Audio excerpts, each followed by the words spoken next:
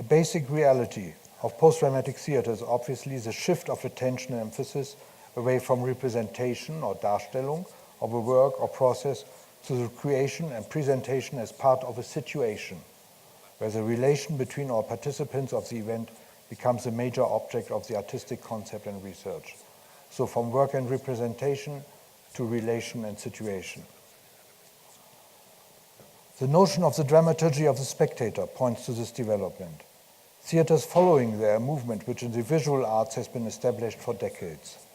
Michael Fried's notorious polemics against theatricality.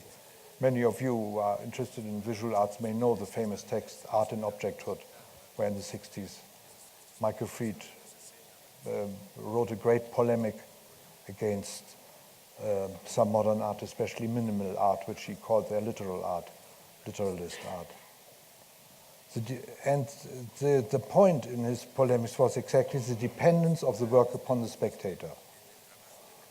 So he said that this minimalist art has no inner density, but is dependent on the situation with the spectator to be the work of art it is. And this observation exactly, deprived of its polemical intention, is very useful for the description of the post-dramatic practice, which often tends to focus upon the relation of the events to the spectators and the relation of the spectators among each other as the basic material of the artistic elaboration. This is often the case that you find that the enemy has a good sharp view.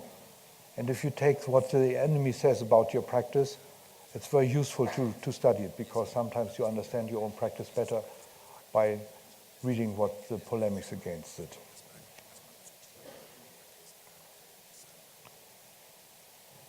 I'm referring here also to the French art critic Nicolas Bourriaud, who writes that in such art which he has described as relational, the social relations can constitute the living material for some of the practices and questions.